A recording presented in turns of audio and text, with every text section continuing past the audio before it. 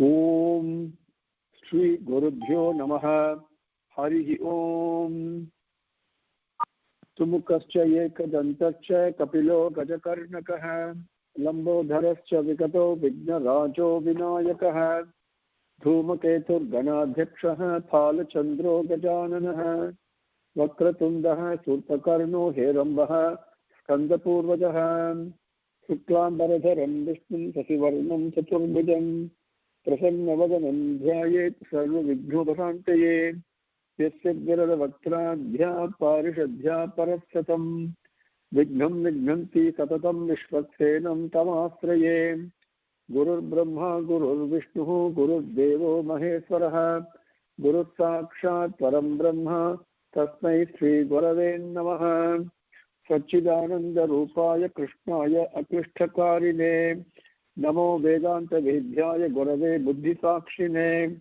Krishnadvaipaya Namjasam Sarva Bhuta Hiteratam Vedabhyabhaskaram Vande Samadhi Nilayam Munim Janmadhyasya Yataha Anvayat Yataratascha Arteshu Abhignasasvarat Tene Brahma Hridayaha Adikavaye Mukhyanti Yat Surayaha Tejovari Mridam Yatha Vinimayo Yatrutru Sargo Mrisha Dhamna Svena Sada Nirasta Kuhakam Satyam Param Dhimahi Garbha Prochida Kaitavotra Paramo Nirmatsaranam Satam Vedyam Vasavam Atravastu Sivadam Tapatrayon Molanam Srimad Bhagavate Mahamuni Krute Kimva Parayis Paraha Sadhyo Hridi Avadyatehe Atra Kritibihi Tatrushibihi Takshanat Nikama Kalpataror Galitam Palam Sukamukat Amitad Dravasam Yutam Pipata Bhagavatam Rasamalayam Muhuraho Rahikaha Bhuvi Bhavukaha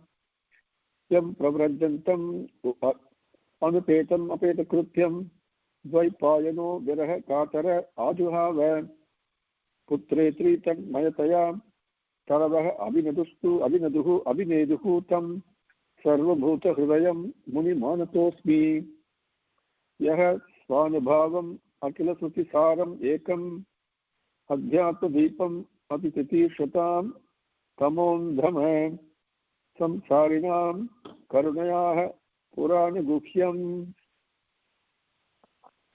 Tam Vyasasunum Upayami Gurum Muninam Narayanam Namaskritya Naranchaiva Narottamam Devim Saraswatim Vyasam Tato Jayam Udirayet. Now with Swami's grace, let us continue partaking a brief summary review of Skandam 1. We parted Kundi Stuti in our last session, concluded that. Now today we will take up Bhishma Stuti. And 1 second, Bhishma Stuti, let me take it here. That is Skandam 1, Adhyayam 9.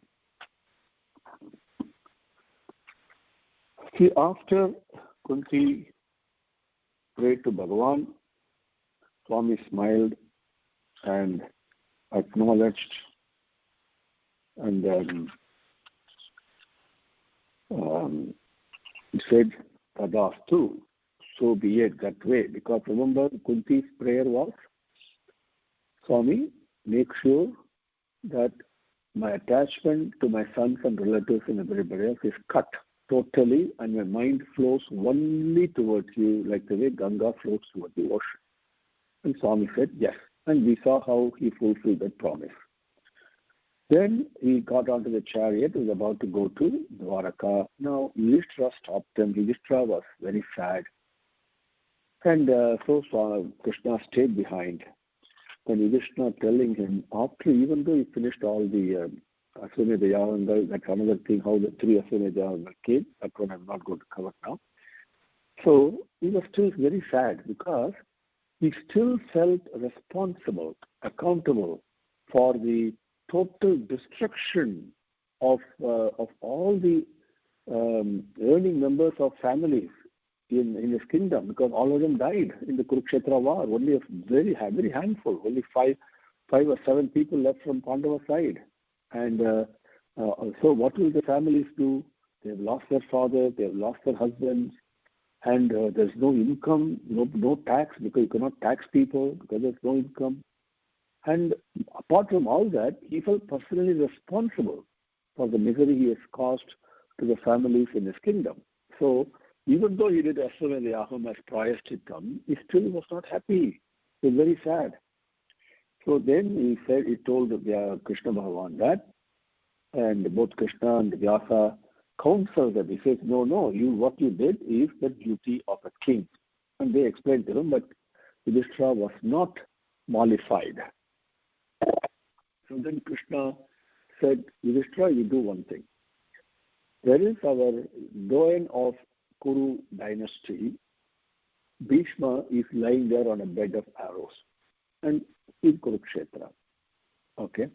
And go and take his counsel and go take his advice. And Yudhishthira then immediately left. Later on, somebody asked Swami, why did Krishna send Yudhishthira to Bhishma? Right? And then Krishna said a beautiful practical thing, why he did that. He said, you know what?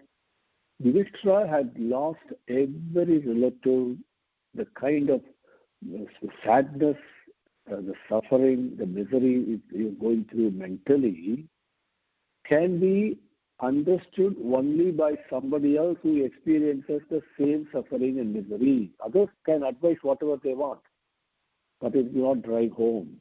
Now, Bhishma was exactly the same boat. He had also lost everybody. And that is why when Bhishma spoke, Yudhishthira was able to relate to it. See, this is how beautifully Bhagavan acts. Okay. Anyway, so now what happened? So they all left.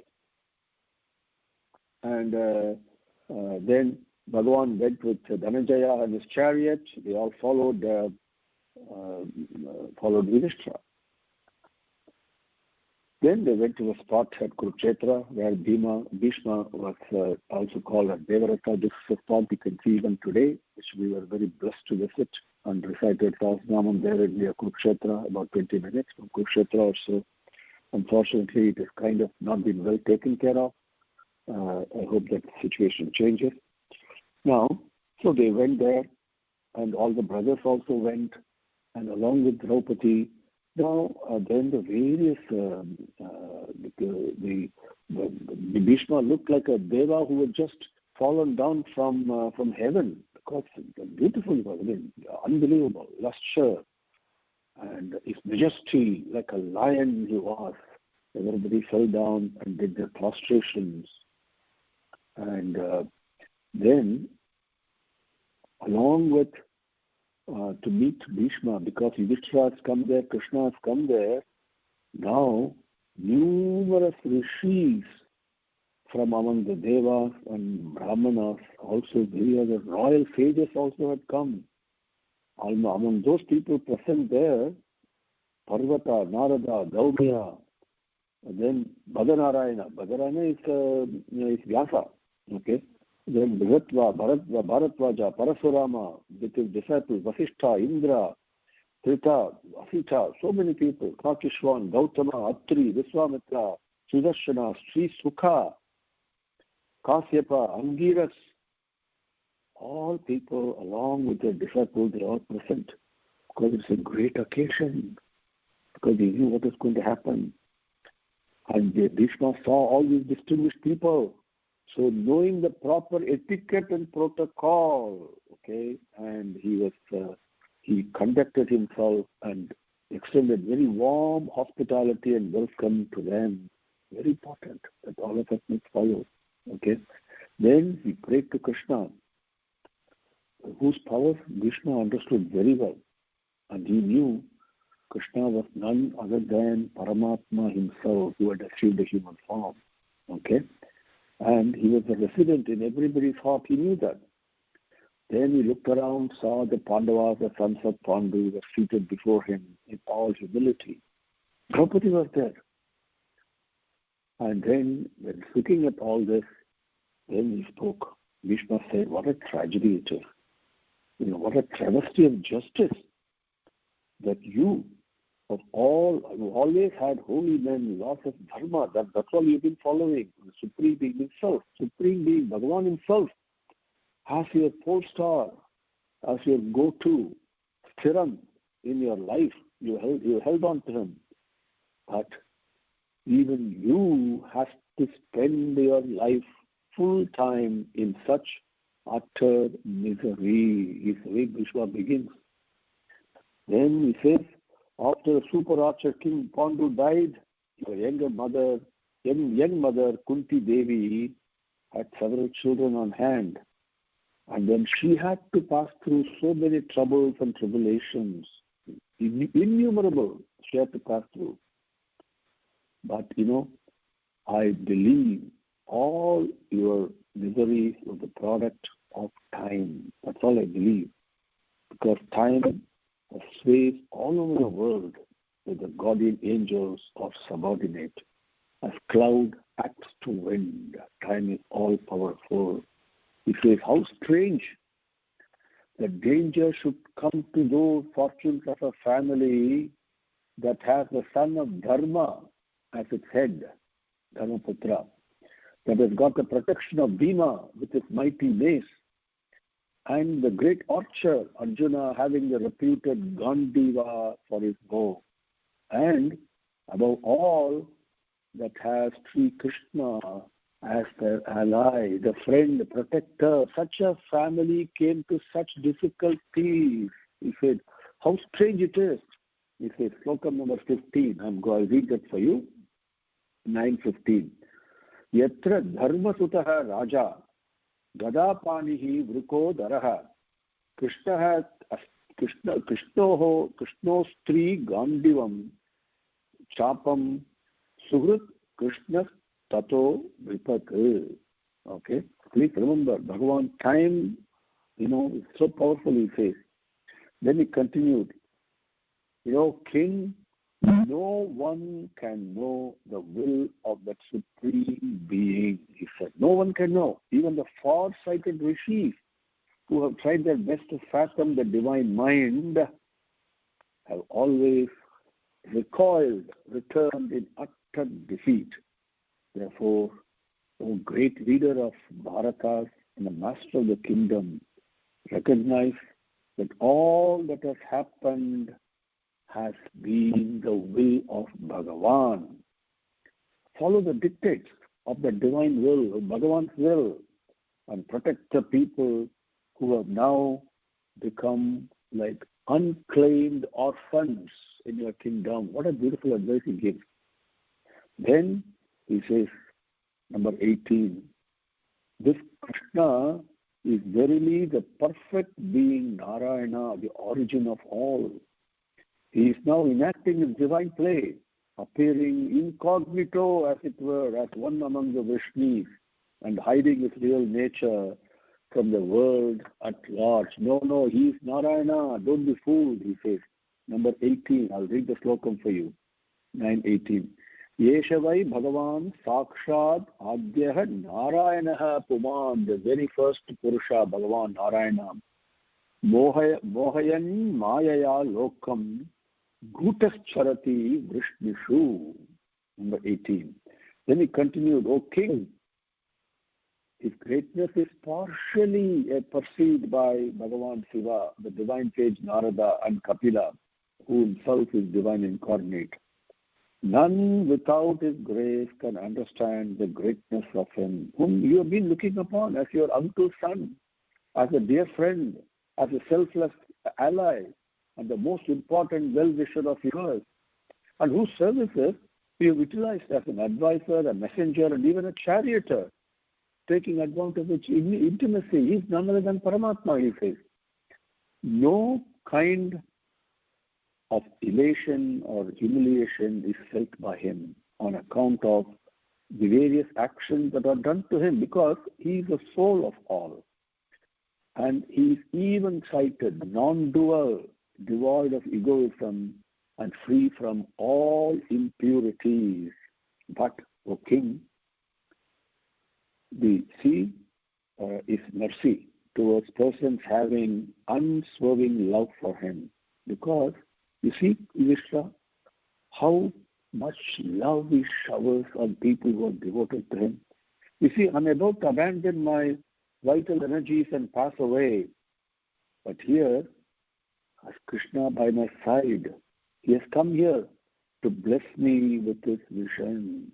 You see what a Karuna Sagara he is, he says. Then he continues by concentrating one's mind on whom with intense devotion and by reciting whose names and glories with one's lips, a dying aspirant is liberated from the bondage of desire and duty. That Bhagavan, with his radiant face beautified by his benevolent smile and lotus-like eyes, who's generally realized only in the heart, in meditation, in dhanam, may he remain before my very physical eyes till life leaves his body, is what he said. Now, then he continues. Before that, I want to take you back to Slokam 18. In 18, where he says, this Krishna is verily the perfect being, the Adimulam, Narayana, Paramatma himself. That point is when in Vishnu Sahasranam, which comes in Mahabharata, not in Srimad Bhagavatam. That point is when, that is where he starts describing. He asks the question, Kimekam Daivatam Loke, Swami, he begins, and then Bhishma answers. We call it that Vishnu Sahasranam that was given at this time.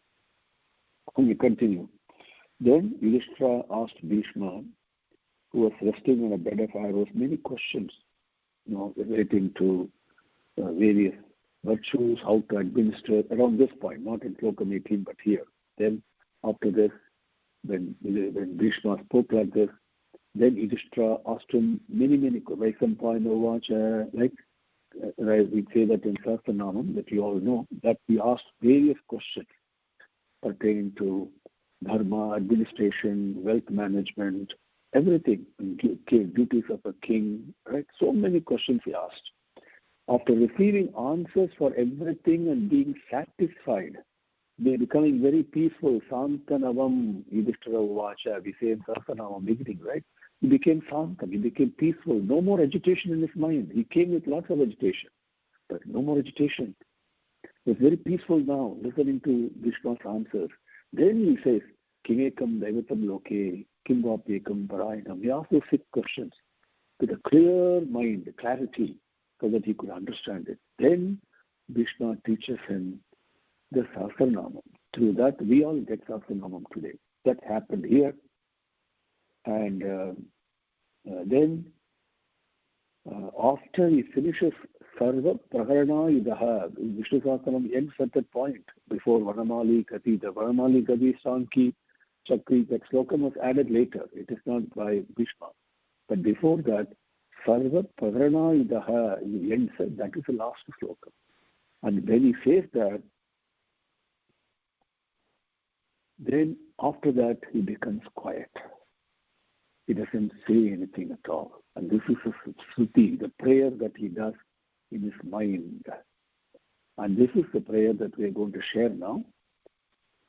And the slokam previously, when he says, this Bhagavan on whom when we meditate on, sing the glory of at the time of leaving the body, then we get freed from the samsara, the cycle of birth and death, who's got his lotus-like eyes, whom you see in the heart, your heart during jnanam. May he remain before my physical eyes till life leaves his body, is what he said. That means he is not prepared to leave the body yet. Uttarayanam has not come. Now, the Uttarayanam has come. Okay? So, he stops. Then, no attachment. He fixed his mind with his eyes open on this Bhagavan, Paramatma, who's standing in front of him. He appears to him, Sankha Chakra Gadabani, the 4-handed Vishnu, Srimad Narayana. That's the darshan he had. And wearing Pikambara, beautiful silk, yellow silk, Pikambara he is wearing. Then his mind was free from all tendencies because of the concentration of dhyanam on Bhagavan, become pure. All the pain due to the wounds on the body caused by those arrows and the weapons and so many things, everything vanished with Bhagavan's glance at him. Bhagavan took one glance, all of them gone. Then his senses ceased, stopped running after their objects. They were absolutely still. When he was just ready to die, he recited this beautiful prayer addressed to Sri Krishna. He says, number 32, may my mind, freed from every desire, be an offering to you, the Supreme Bhagavan, now appearing as a noble king of the yogic clan, but who really is the all-pervading being, who is always absorbed in his own inherent bliss, and he wanted to have a leela, a sportive diversion, and then assumed through the power of his own yoga maya, as a result of which he has come here as an ordinary human being. May my mind be completely be offered to you, he says. May I have unfailing, that is sloka number 32. When we read 32 and 33 in Sanskrit, it's very important for us. 32. Iti matihi upakalpita vitrishna bhagavati satvata pungave vibhudni sasukam upagate satchite vihartum prakritim upeyushi yad bhavat pravahaha. 33. Tribhuvana kamanam kamala varnam ravikara gaura varambaram dadhane vapuhu alaka kula vritanana amcham vijaya sakhe ratihi astu me anavadhya. May my mind be attached only to him. Attached only to him, he says. Due to 33. May we have unfailing and absolute devotion to him. It doesn't even, anavadhya means no desire. I'm not asking for anything, like the way Prahlada answered Narasimha. No, Swami, what? I don't want anything. Don't trap me. So the anavadhya means not even the desiring moksham. Okay, and that is devotion. That is bhakti. We saw that earlier. So that may have that absolute devotion to Krishna, who is a friend of Arjuna. He has an enchanting body, Shamala, Mega Shamala Varna. Yeah, we say that, okay? Mega Shamala. So, enchanting body of bluish tinge and robes of yellow silk, brilliant like the rays of the morning sun. And his lotus face is fringed with curly forelocks. Alaka means those curls, or the hair curls. So beautifully it is. Then he continues, describes him. His hair, now how is Krishna appearing in front of him? His hair is rendered brown with dust, which is from the raised by the hoofs of the horses, because he was a charioteer. So the dust is all on him. His face is all adorned with the sweat caused by the exertion in battle, that you can see even now today in Tirulikeni Pasa, the temple. Okay, the sweat is there. His armor is pierced and blood is dripping from his skin on account of the arrow shot by me. That Krishna of such description, may my mind have unfailing attachment and yearning. Then he says 35. 35 is a beautiful slokam. He positioned the chariot between the two opposing armies at his friend Arjuna's bidding. And then, consuming as it were, just by his glance, the lights of the men of the opposing army, just by his look. Everybody was already killed. As he said in Bhagavad Gita in the beginning, they're already killed, just by his glance. That Krishna, the friend of Arjuna, who is here, may he be the object of my total and abiding love, bhakti. Then he continues, may I have supreme devotion to the holy feet of that Bhagavan, who taught the truth, the Atma Vidya to Arjuna. The ignorant, they remove this Arjuna's ignorance. And May I be attached in supreme devotion to the holy feet of the Bhagavan. Then 37 and 38, he says, in the field of battle, in order to make true my words, and he actually abandoned his own promise. In order to make my promise come true, he abandoned his own promise. And what was the promise? Because Krishna had promised Arjuna he will not take any weapons. He will just be a charioteer. That's the promise he made. Bhishma made a promise, I will make him take a weapon in this battle. So what did Krishna do on the 10th day? He feigned anger when Bhishma was fighting ferociously and Arjuna could not withstand. At that time, Krishna feigned anger. You are not fighting with full heart. He jumped down from the chariot, grabbed the wheel of the chariot, removed one wheel as if it's a Sudarshana Chakram, and started running towards Bhishma to hit him and kill him with that. With his uttariyam, the upper garment was flying in air. Then Bhishma stopped fighting. He said, Adi Bolame, he was so happy.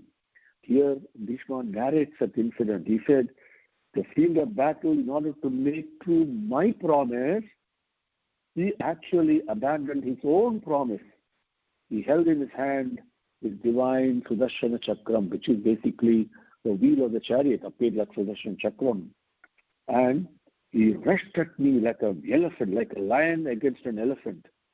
And the whole earth was shaking like an earthquake. Tremors were there. So fast he was coming by running. And his upper garment was actually falling down. And he was coming so fast. Then his armor was pierced by sharp arrows of murderous enemy like me. His body was bathed in blood. He rushed at me as if to kill me. May that Krishna of the battlefield be the refuge of my soul, he said.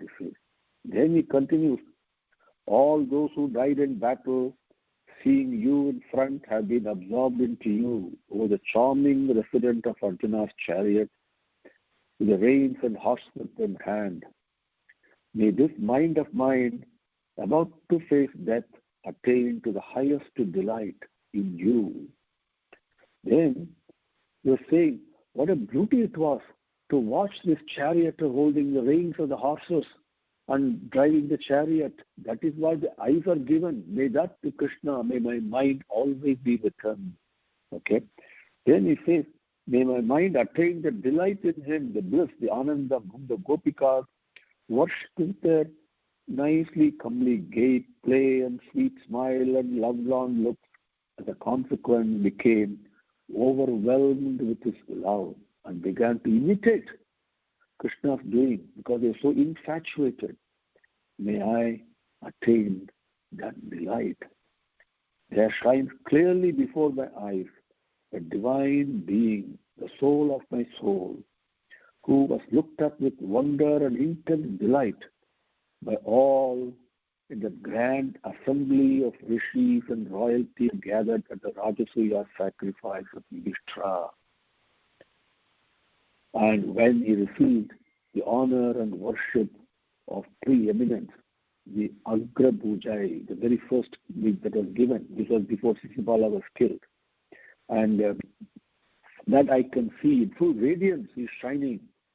Then Bhishma says, just like the sun is only one, but it appears very differently as a light in the eyes of everyone.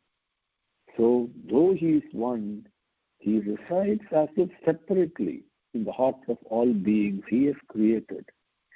But I am no longer deluded by that. I am rid of that delusion of multiplicity. May I now become one with that unitary being, with that one entity. That is Slokam 42. I will say that in Sanskrit. Tam imam aham ajam sarira bhajam hrudi dushtitam atma kalpitanam pratigrisim iva naikadharkam ekam samadhi gatosmi Viduta Bheda Moha Viduta, giving up the differences. Bhagavan is basically seeing the cosmic vision, the Swarupa Darshanam, the oneness in everything. And he says, that is what I see. I don't see any difference. May I merge in Him. May I become one with Him. That's the last words he spoke. Then he breathed. Suta said, now Suta spoke. He said, then Bhishma breathed his last and merged in Bhagavan Krishna, the Supreme Self. And that is Bhishma Stuti. With that, we will stop for today.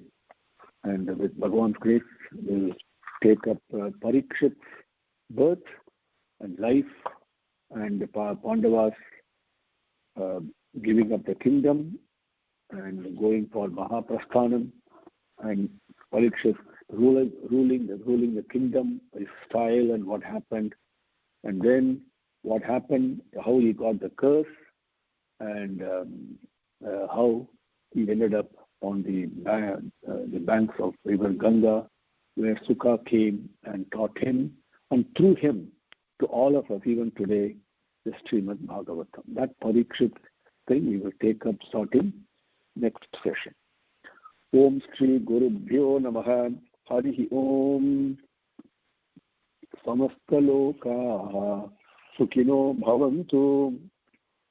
Samastalokaha Sukhino Bhavantu. Samastalokaha Sukhino Bhavantu. Om Santi Santi Santi. Harihi Om.